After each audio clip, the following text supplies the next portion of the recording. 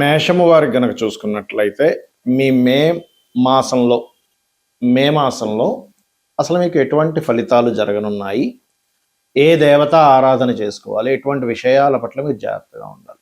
ముందుగా మీకు మే 14వ తేదీ వరకు రవి బుధులు ఇద్దరూ కూడా రాశిలోనే ఉంటారు, గుర్తుపెట్టుకోండి. అలాగే ఈ మే 14 తర్వాత నుంచి రాశి నుంచి 2వ స్థానంలోకి వెళ్తాడు. అదే 14వ తేదీ 2వ స్థానంలో ఉండేటువంటి శుక్రుడు కూడా మనకి 3వ స్థానంలోకి వెళ్ళి గురువుని కలుస్తున్నాడు. 12వ స్థానం 12వ స్థానంలో శనితో పాటు కుజుడు కూడా కలుస్తున్నాడు 12వ తేదీ వరకు. ఇక అదేవిధంగా చంద్రుడి యొక్క స్థితి చూసుకున్నట్లయితే తులారాశి నుంచి 12 రాశులు తిరుగుతాడు ఈ యొక్క మొత్తం నెల. మరి పంచమంలో కేతువు. ఈ యొక్క గ్రహస్థితిని అనుసరించి మీకు ఎలా ఉండబోతుంది, ఏ విషయాల పట్ల మీరు జాగ్రత్త వహించాలనేటువంటి అంశాలు చెప్తుంది అయినప్పటికీ చెప్పిస్తుంది సాక్షాత్ లలిత అమ్మవారిగా భావిస్తూ. ఇక్కడ ఎప్పుడైతే రవి బుధులు ఉన్నారో మీకు బుధాదిత్య యోగం ఈ నెల 15 రోజులు వర్తిస్తుంది. అదేవిధంగా ఈ 15 రోజులు కూడా మొదటి 15 రోజులు కూడా మీకు ధనపరమైనటువంటి విషయాల్లో చాలా చాలా చాలా అనుకూలంగా ఉంటుంది. ఎందుకంటే 2వ స్థానంలో శుక్రుడు ధనస్థానంలో ధనాధిపతి ఉన్నాడు కాబట్టి.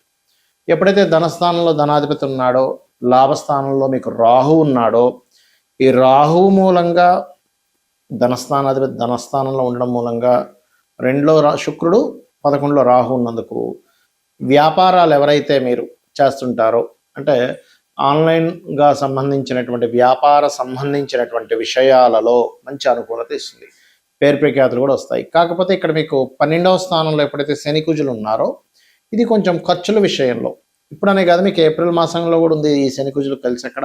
కాకపోతే మే 12 వరకు ఈ శని కుజులు కలిసి ఉంటుంటారు కాబట్టి ఏప్రిల్ అండ్ మే మాసం 12వ వరకు కూడా మీరు ఈ యొక్క ఖర్చుల విషయంలో కాస్త జాగ్రత్తగా ఉండాలి.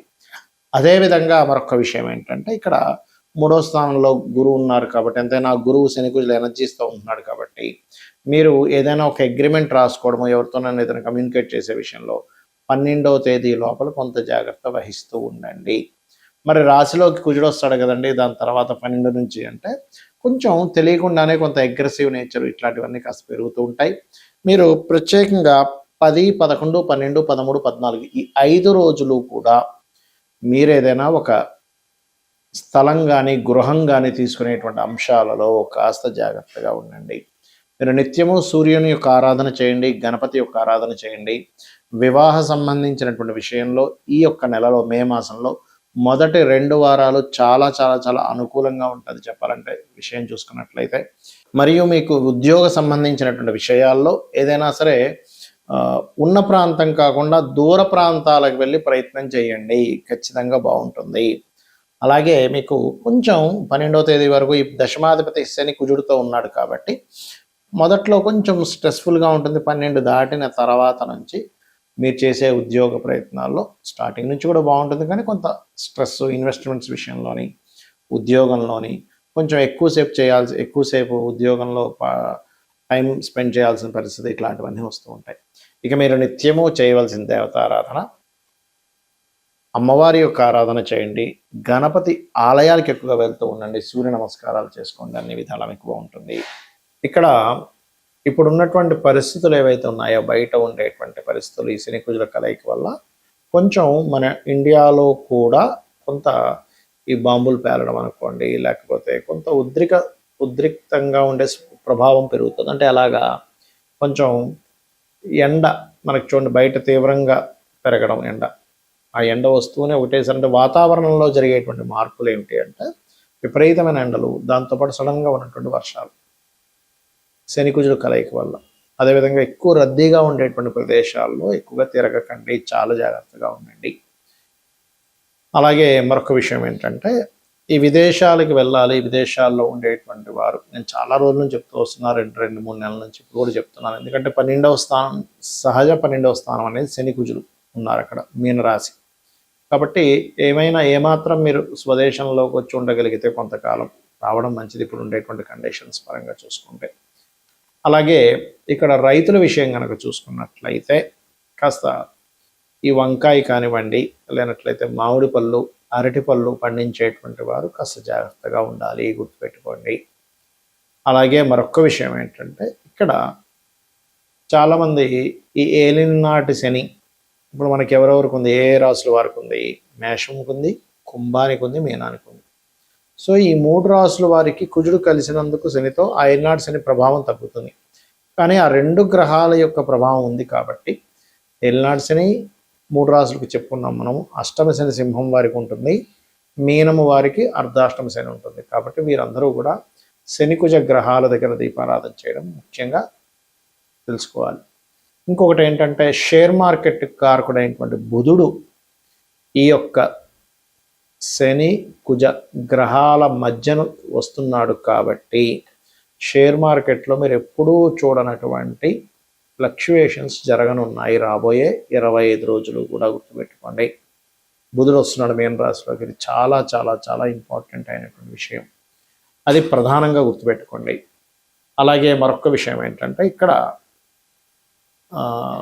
ఈ ట్రేడింగ్ చేసేవాళ్ళు, షేర్ మార్కెటింగ్ రిలేటెడ్ సంబంధించినటువంటి వాటిలో ఉండేటువంటి వారు మరియు మార్కెటింగ్ రంగాల్లో ఉండేటువంటి వారు ఈ యొక్క విషయాలు జాగ్రత్తగా ఉండాలి. అయితే ఎప్పుడు కూడా గోచారం అనేటువంటిది మనకి కొంత పర్సెంట్, ఒక 10 to 15% పనిచేస్తే మన పర్సనల్ చార్ట్ ప్రధానంగా పనిచేస్తుంటుంది అక్కడ. కాబట్టి మీ జన్మజాతకంలో గ్రహాలు ఎలా ఉన్నాయి, జన్మజాతకంలో లగ్నం ఎలా ఉంది, లగ్న బలం ఎలా ఉంది, దానివల్ల మీరు ఎదగడం అనేది జరుగుతుంది. మీ శారీరక సంస్కృత కానివ్వండి ఇవన్నీ జరుగుతూ ఉంటాయి. ఇక 2వ భావం ధనస్థానం, అంటే మీకు ధనయోగం ఏ రకంగా ఉంది అనేది ధనభావాన్ని బట్టి చూసుకోవాలి. అంతేగాని ఎల్నాటి వచ్చింది కాబట్టి ధనం లేదనుకోవడానికి కాదు అక్కడ. అలాగే మరొక విషయం ఏంటంటే ఇక్కడ గమనించినట్లయితే ఇక 3వది ఏంటి, అన్నదమ్ములతో ఉండే సఖ్యత, ఎప్పుడు ఏ ప్రాపర్టీ తీసుకోవాలి 4వ భావంలోని, సంతానం గురించి 5వ భావంలోని, రుణరోగ శత్రువుల గురించి 6వ భావంలోని, వివాహం ఎప్పుడవుతుంది అనేటువంటి 7వ స్థానంలోని, అదేవిధంగా మీ యొక్క ఆయుష్ అంటే కొంచెం ఏదైనా ఆకస్మిక సంఘటనలు ఉన్నాయా, లేకపోతే తల్లిదండ్రులతో ఉండే రిలేషన్ 9వ స్థానంలో, అదే రకంగా మీ యొక్క కర్మ అంటే కొంతమందికి వృత్తిపరంగా విదేశాలకు వెళ్తే కొంతమంది బాగా సక్సెస్ అయితే, కొంతమంది స్వదేశంలో బాగా సక్సెస్ అవుతారు. కాబట్టి విదేశాల్లోకి వెళ్తే బాగుంటుందా, స్వదేశంలో బాగుంటుందా అనేటువంటి ఒక క్లారిటీ అనేటువంటిది మీకు మీ 10వ భావాధిపతి ఎక్కడున్నాడనే దాని మీద వస్తుంది. కాబట్టి ఏంటంటే ఇన్వెస్ట్మెంట్స్ కానివ్వండి, బిజినెస్ రాణించేది కానివ్వండి, అన్నీ మీ జన్మజాతకంలో ఉంటాయి. గోచార ఫలితాలు కేవలం 10 to 15% మాత్రమే, ఇది ప్రధానంగా గుర్తుపెట్టుకోండి. అలాగే సరే జాతకం లేదు, అప్పుడు ఏం చేయాలి?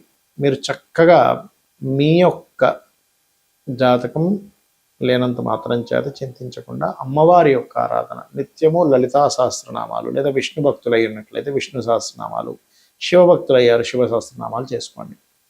మనము మన జాతకాన్ని తెలుసుకొని ఒక జ్యోతిలాగా, అంటే జ్యోతిష్యము అంటే ఒక వెలుగులాగా మనకు ముందే కనబడుతుంది ఏంటి, వాట్ ఈజ్ వాట్ అనేది. దాన్ని బట్టి మనం ఎలా అయితే నిర్ణయాలు తీసుకొని ముందుకు వెళ్తూ ఉంటామో, జాతకం తెలియదు అప్పుడు ఏం చేస్తాము, దేవుని మీద భారం వేసి ధర్మబద్ధంగా మన పని మనం చేసుకుంటూ వెళ్ళిపోతూ ఉండాలి. ఇది ప్రధానంగా గుర్తుపెట్టుకొని అందరూ కూడా ఇప్పుడుండే ఈ శనికుజుల యొక్క ప్రభావం మూలంగా అందరూ అన్ని రాసుల వాళ్ళు కూడా కొన్ని విషయాలు కనుక పాటించినట్లయితే ఎటువంటి ఇబ్బంది పడరు వారు. ఒకటి, శక్తి దేవత ఆరాధన, అంటే ఆంజనేయ స్వామి ఆరాధన అనుకోండి, లలిత అమ్మవారి మన దుర్గా ఆరాధన అనుకోండి, ఎనీ శక్తి దేవత ఆరాధన అంటే మనకి దశమహావిద్యల్లో ఉండే దేవతామూర్తుల్ని ఆరాధించడం. రెండవది, మీకు దగ్గరలో గోశాల కనుక ఉన్నట్లయితే అందులోని దేశీవాలి గోవుకి, జెర్సీ ఆవుకి తినిపించొద్దని నేను చెప్పట్లేదు, కానీ జెర్సీ ఆవుకి దేశీ ఆవుకి ఉండే తేడా ఏమిటంటే ఇందులో సకల దేవతలు ఉంటారు. అది ఒక ప్రాణి, అంతే. ప్రాణికి మీరు ఇస్తున్న ఫలితం వస్తుంది అక్కడ. ఇక్కడ సకల దేవత ఆరాధన జరుగుతూ ఉంటుంది, గుర్తుపెట్టుకోండి. ఆ రకంగా మీరు ఎప్పుడైతే ఈ యొక్క గోవులకి తినిపిస్తారో చక్కటి ఫలితాలు వస్తాయి. మరియు శనివారము మంగళవారం అందరూ కూడా ఎటువంటి ఇన్వెస్ట్మెంట్స్ చేయకండి దయచేసి. ఇది ప్రధానంగా గుర్తుపెట్టుకోవాల్సినటువంటి అంశం, గుర్తుపెట్టుకోండి. ఇక మీరు ఇంకొక విషయం ఏంటంటే అందరూ కూడా ఇన్వెస్ట్మెంట్ షేర్ మార్కెట్ గురించి చెప్పాను. ఈ గోవులకి పెట్టేటువంటి విషయం ఒకటి, చండీ వినడం కానీ చండీ పారాయణం కానీ ఇవి గనక చేసినట్లయితే మీ జన్మజాతకంలో ఒక్కోసారి చూడండి మనకి బ్లాక్డ్ భాగ్య చక్ర అంటూ ఉంటాం. ఏదైనా బ్లాక్ అయ్యి ఉందండి చక్రంలో, సంథింగ్ దోషం ఏర్పడింది, నేను దీనివల్ల చాలా కష్టం పడుతున్నాము అని అనుకునేటువంటి వారికి మీరు గనక చండీ వినడం కానీ, ఇప్పుడు చాలామంది ఏమనుకుంటారంటే ఆలయాల్లో సామూహికంగా జరుగుతూ ఉంటాయి. ఆ రకంగా సామూహికంగా జరుగుతున్నప్పుడు అక్కడికి వెళ్తే మనం అన్ని డబ్బులు కట్టలేం కదండి అన్నప్పుడు మీరు అక్కడికి వెళ్ళి కూర్చున్నా కూడా అందులో 0.5% వస్తుందని చెప్తుంది శాస్త్రం. అక్కడికి వెళ్ళి పార్టిసిపేట్ చేసినా కూడా ఇలా చేయండి, అన్ని విధాలా మీకు బాగుంటుంది. శ్రీమాత్రే నమః.